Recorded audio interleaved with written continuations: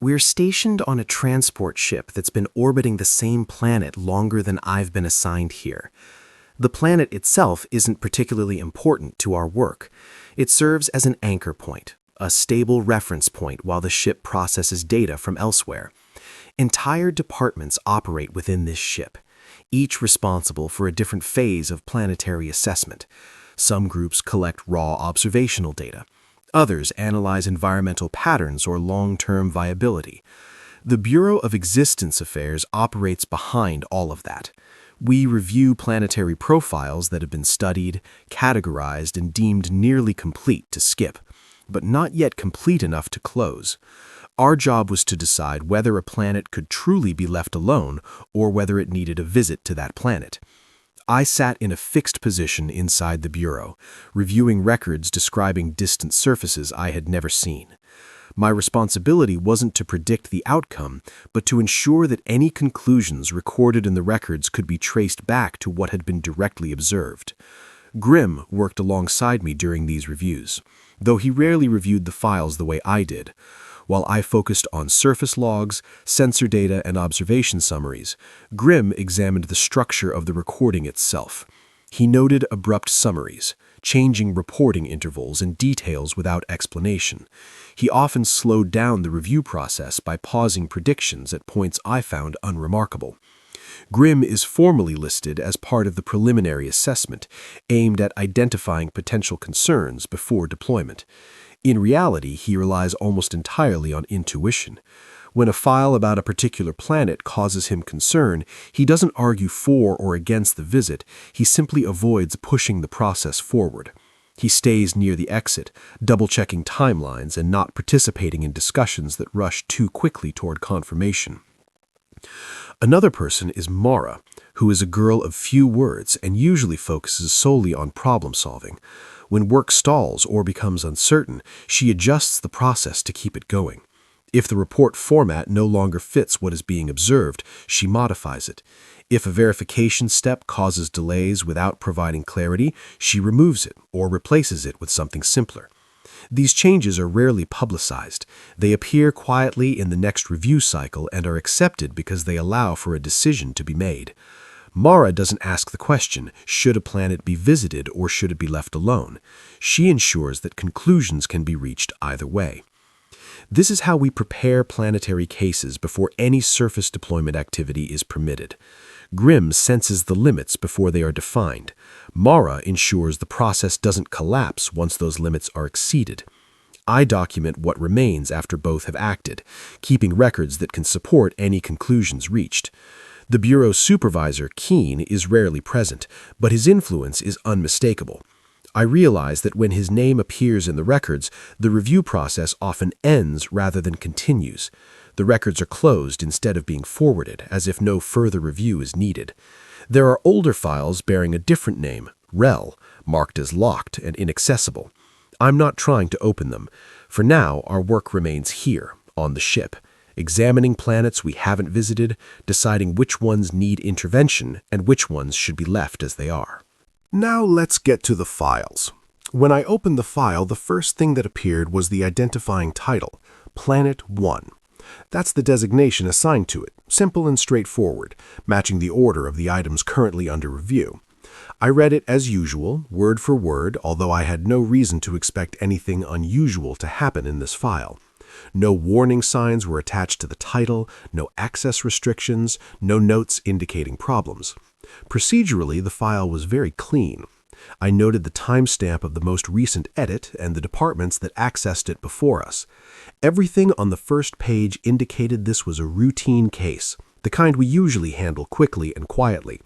At that point, I expected to read, confirm, and move on to the next item without discussion. The second section contains a general description and summary of observations. According to the records, conditions on Planet 1 are suitable for short-term human activity with standard precautions. Surface gravity is listed as slightly lower than the ship's baseline, but stable. Atmospheric conditions are described as acceptable with filtration systems, with no compounds requiring specialized equipment. Visibility levels are consistent with long-range predictions, and light conditions follow a predictable cycle. The surface itself is characterized as relatively homogeneous, with gradual topographic changes and no significant instability. No notable shapes are highlighted, and no areas are marked as to be avoided. From orbit, the planet presents a continuous landscape without abrupt transitions. The language used here is intentionally simple, focusing on what can be expected rather than what might be encountered. Grimm stood behind me, read over my shoulder for a moment, then stepped back. Mara glanced at the environmental limits and considered the planet to be operationally manageable. The third section outlines the scope of the prior investigation. When the file reached us, approximately 90% of the proposed assessment process had been completed. Orbital observations had been conducted over multiple cycles. An automated probe had been deployed to the surface, where it completed a predetermined route and returned full sensor data. Imaging data, atmospheric samples, and material analysis were all recorded and stored. The mapping coverage was sufficient to support a short surface visit if necessary. In most cases, such a completion rate is sufficient to close the file. 10% usually means direct confirmation, nothing more, nothing less. I checked similar cases in the archives. Files with lower progress were closed without hesitation. This one was not. The percentage itself is not alarming, but it is inappropriate. 90% indicates a conclusion that was almost reached and then withheld. Mara began outlining what a minimal visit would look like, assuming we only needed to confirm what was already there. Grimm, however, seemed puzzled. The final section contained a note referencing the image. A surface image captured by the probe had been marked for review. The image itself remained intact. Resolution met technical requirements, metadata was complete, and no transmission errors were noted. Most of the frame was sharp and properly exposed. Only a single area near the center of the image was blurred. This distortion was inconsistent with motion blur, atmospheric interference, or sensor interference. The surrounding terrain remained sharp with clearly defined edges. The report did not classify the image as an incident, only noting that this anomaly could not be resolved through remote analysis. No further images from the same angle were available.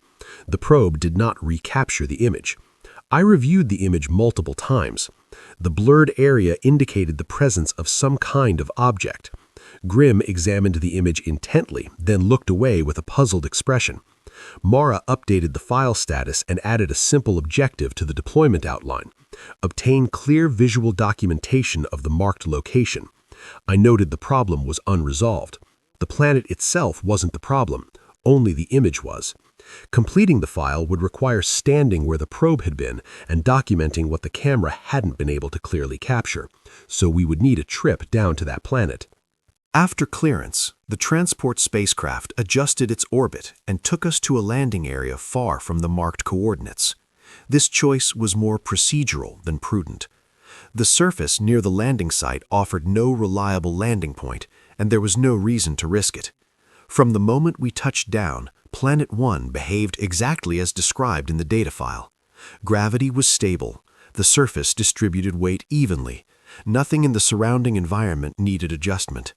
As we moved toward the target location, it became clear that the terrain provided very little visual information. Shallow, repetitive variations on the surface made estimating distances difficult without equipment. Grimm tracked the time and direction of travel. Mara recorded travel intervals, relying on data rather than geographical markers. When we arrived at the coordinates taken from the probe's imagery, the location wasn't immediately noticeable. Only after aligning our position with the probe's recorded location did a subtle difference become apparent. A low, protruding section rose slightly above the surrounding ground, easily overlooked without close observation. Its edges were indistinct, its contours difficult to define. We attempted to photograph it. The results matched the initial report. Regardless of distance or angle, the same localized blur appeared in every image. The surrounding terrain remained sharp. Only this specific area was indistinct. This confirmed the problem wasn't related to perspective or equipment manipulation. The distortion was related to the protruding section itself. We proceeded with controlled excavation, removing surface material in thin layers. The protrusion wasn't just on the surface. When the surrounding ground was cleared, it became clear that the visible portion was only the top of a larger rock mass lying deep beneath the surface.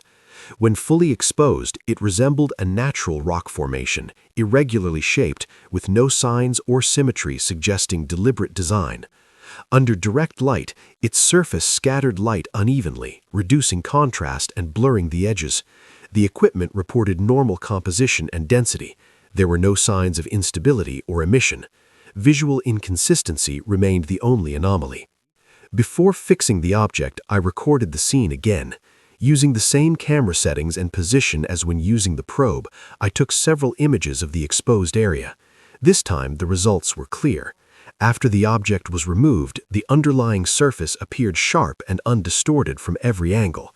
I repeated the shooting process to confirm the results and recorded the comparison in a file. The blurring phenomenon remained unchanged. It disappeared after the object was removed. The object was separated at the narrowest points of contact and lifted in stages to avoid damaging the surface.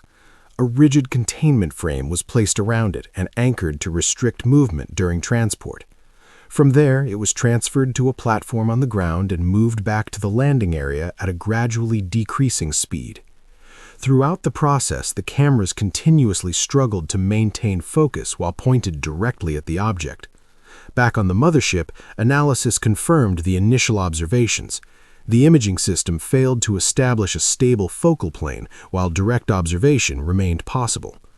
Microscopic examination revealed the surface to be composed of densely layered microstructures, each reflecting light at slightly different angles. This combined effect disrupted image reconstruction without affecting physical stability. The explanation was physical, not an anomaly. The conclusion was recorded without embellishment. The blurry image in the original file was not the result of an error or malfunction. It reflected the limitations of standard imaging systems when applied to this material. Planet 1 poses no danger. The object is classified as a natural formation with unusual reflective properties. The file has been updated and closed. From a management perspective, nothing remains unresolved. The blurry image is simply unavoidable. When the final file was closed, nothing about Planet 1 felt dramatic. The data was complete, the explanation was satisfactory. From a management perspective, the problem was solved exactly as intended. However, upon reviewing the last entry, I found myself still thinking about the image that started it all. Not the blurry photograph, but the clear version taken after the object had been removed. It showed a strip of ordinary land, indistinguishable from the surrounding terrain. There was no context, nothing to suggest it had ever been questioned. I realized that was the crucial point. Some records aren't kept open because they're dangerous.